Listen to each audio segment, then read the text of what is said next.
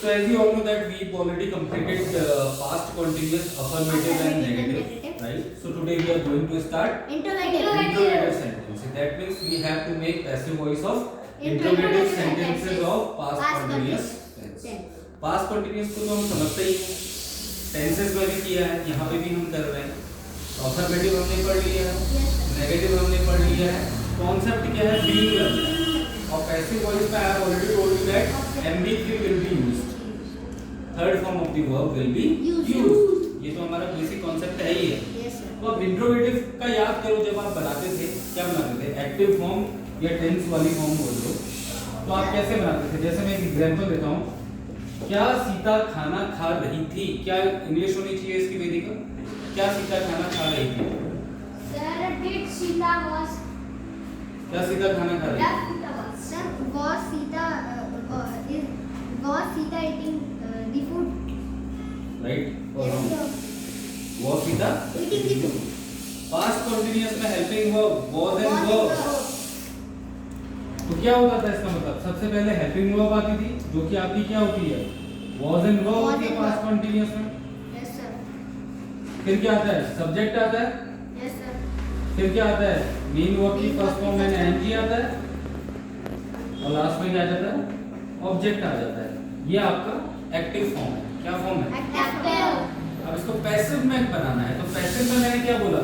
जैसे ही इंट्रोगेटिव वाला आप स्टार्ट करोगे तो हमेशा इंट्रोगेटिव वाले के पैसिव में सबसे पहले क्या आएगा? हेल्पिंग वर्ब ही आएगा. उसके बाद आपका ऑब्जेक्ट आएगा. क्योंकि हम पैसिव वॉइस में क्या समझते आ रहे हैं कि भाई ऑब्जेक्ट को सबसे आगे लेके आना है. Yes, sir. लेकिन जब इंट्रोगेटिव और डबल इंट्रोगेटिव की बात करेंगे तो उस टाइम पे क्या होगा? उस टाइम पे आपका हेल्पिंग वर्ब आगे ही रहेगा.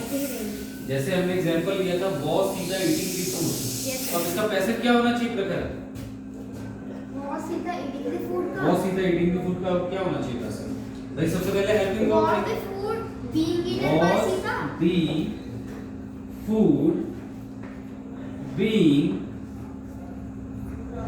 Everything. eaten by Sita. बन गया पैसिव. क्या दिक्कत है? was the food eaten by Sita. Mark of interrogation तो आ गई है क्योंकि इंट्रोगेटिव हम पढ़ रहे हैं. आई बात समझ में? Sita was eating the food, was the food being eaten by Sita. कितना इजी है, इसमें कुछ है? No, कुछ sir. भी नहीं है. इसी में डबल इंट्रोगेटिव भी पढ़ लेते हैं क्योंकि कुछ नहीं होना. डबल इंट्रोगेटिव में क्या होना है? आगे से क्या लग जाना है? WH family. एग्जाम्पल को थोड़ा चेंज कर लेते हैं. यहाँ पे स्ट्रक्चर में हेल्पिंग वर्ब से आगे बस WH फैमिली आ जाएगा, बाकी वही रहेगा. और यहाँ पे भी जब पैसिव बनाओगे तो सबसे आगे WH आगे आ जाएगा. तो एक एग्जाम्पल ले लेते हैं. जैसे मैंने बोला, एग्जाम्पल ले लो कोई सा बनाओ, कोई बनाओ. सर मोहन खाना क्यों खा रहा था? मोहन खाना क्यों खा रहा था? मोहन खाना क्यों खा रहा था? चलो इन्हीं का एग्जांपल ले लेते हैं. तो इसकी इंग्लिश क्या होनी चाहिए? मोहन खाना क्यों खा रहा था एक्टिव फॉर्म में. बताओ हर्षित. Sir, why was Mohan eating? Why was Mohan Mohan eating the food? eating the food? ठीक है, मैंने कुशालू वाले एग्जांपल ले दिए. कुशालू ले लिया. Why was Mohan eating the food? Vedika create a passive of the sentence. इसका पैसिव बना. WH है. क्या क्यों कब कैसे बीच में आएगा? Was the food? Wrong. Sir, why was the food eaten by Mohan?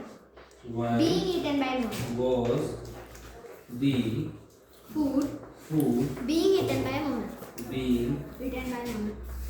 eaten? यहाँ पे थोड़ा फोकस कर लेना. by मोहन. ठीक है प्रकरी? Yes, sir. कुशाग्र ठीक है? Yes sir. यानी कहने का मतलब क्या है? जब भी WH फैमिली का हम लोग वेदिका बनाते हैं तो सबसे पहले पैसिव बनाने में WH फैमिली आती है, उसके बाद हेल्पिंग वर्ब आती है, उसके बाद फिर ऑब्जेक्ट आता है. और हेल्पिंग वर्ब क्या है पैसिव के लिए पास्ट कंटीन्यूअस में? was और were ही है. साथ में क्या लग जा रहा है? क्वांटिटेटिव को दिखाने के लिए being लग जा रहा है.